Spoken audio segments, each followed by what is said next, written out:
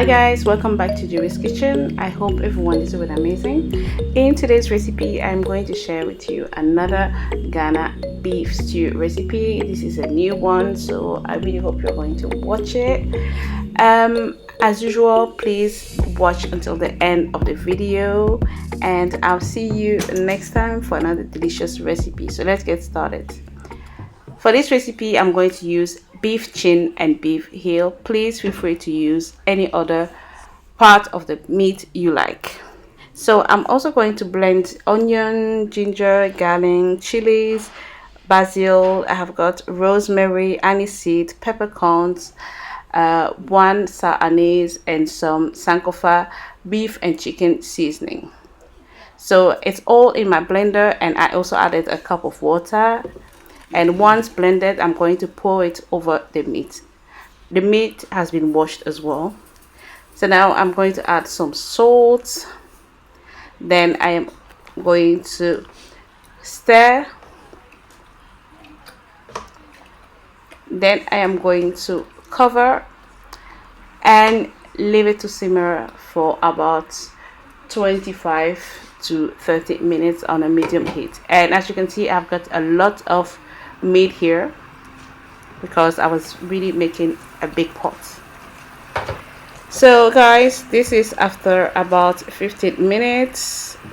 It's getting there. It's not quite ready yet, but I'm just giving it a quick stir.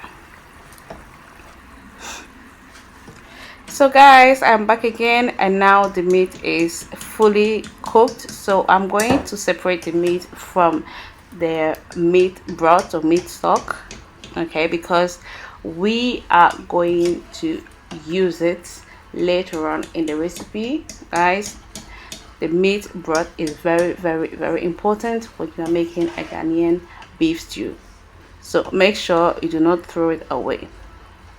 And if you think you've got too much of it, save it for a future jollof rice recipe. It's going to make it taste so good. So this is the meat broth. So now onto the stew. I'm going to heat up some oil. I'm using vegetable oil. Please use any type of oil you like. And then I am going to fry some onions. Why I'm doing that is because I want the stew to have a very nice taste, and it's going to make the stew also a bit darker. By the way, this is the same process I use when I'm making wache stew. So if you wanted to eat some wache, well, this stew goes perfectly well with it. It's the same process. So once the onions have become brown, I'm going to take them out of the oil, and then I am going to season the oil with some curry powder. And the one I'm using today is tandoori curry powder. So it is the red box, and I got this one from Tesco. So if you are in the UK, you are very much familiar with Tesco, but I'm sure you can find it in different supermarkets. And then I am going to deep fry my meat.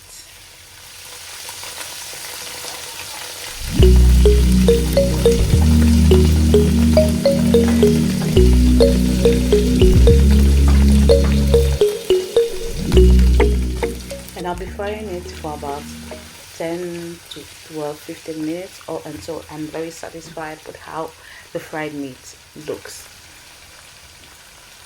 And I'll also be coming from time to time to stir it to make sure it doesn't burn. And in the meantime, I am going to blend onion, ginger, garlic, pepper, and some red chillies together with the stock. Remember the stock from the beginning? Yes. And do not forget the fried onions. Very important. So chuck everything in your blender and blend it until very smooth. And now let's get back to our meat, and as you can see, it is nicely fried. This is how I want it. So I'm going to take it out of the oil.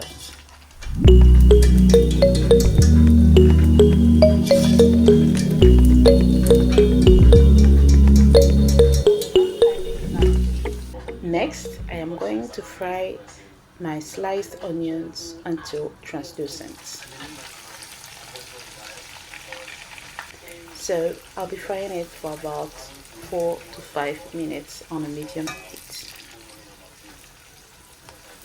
And then I am going to add in the blended onion, garlic, ginger, pepper, stock, and fried onions. And then I'm going to give it a little stir. Be careful because it splashes. Then I am going to cover and let it fry for about 10 minutes on a medium heat. Now I'm going to add my tomato puree. Some people call it tomato paste, but in the UK it's called tomato puree. So I'm going to add it, and remember I am making a very big pot of stew. Don't mind the boiling eggs on the side. So add the tomato paste and stir it, and this is how it should look like. And again I'm going to cover and leave it to fry for about 5-7 minutes on a medium heat, and this is how it looks like. You can see the oil is starting to settle on top, so this is the time for me to add in my chopped tomatoes. You can use chopped tomatoes, plum tomatoes, fresh tomato if you like. Okay, then I'm going to stir again, and one more time we're going to cover and leave it to cook for about 20 to 25 minutes on a medium heat to low. I am now adding my beef seasoning from Rainy. Rainy is one of my favorite brands. Then I'm going to add just a little bit more of the red tandoori curry. Then I'm going to add my sankofa stew seasoning, another amazing brand, and then some smoked paprika that you can find in any stores. Then I'm going to add some bay leaf and a little bit of food seasoning. That's all for the seasoning, and I'm going to stir, cover for another 10-15 minutes on a medium to low heat. And now is the correct time to add in my fried meat, and you can see there's a lot of meat. Now I'm going to stir it gently, and of course, as a true Ghanaian, even though I said forget it in the beginning, I do have to add in my boiled eggs. Yes, I need to add boiled eggs to it, but of course, you know, this is an option. You don't have to do it.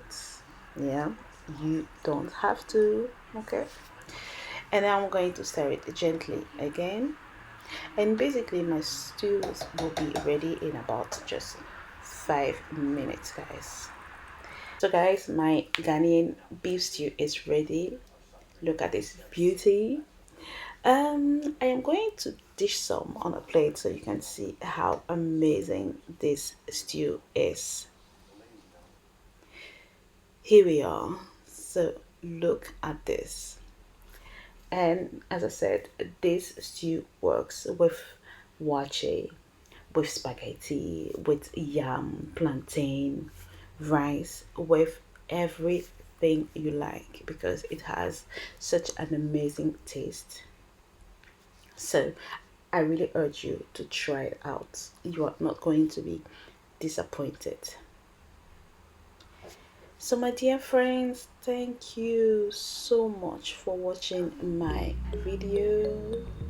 I hope you enjoyed it. Don't forget to try it. Don't forget to subscribe, to leave me comments, and I'll see you next time for another delicious mystery recipe. Bye bye, and God bless you all.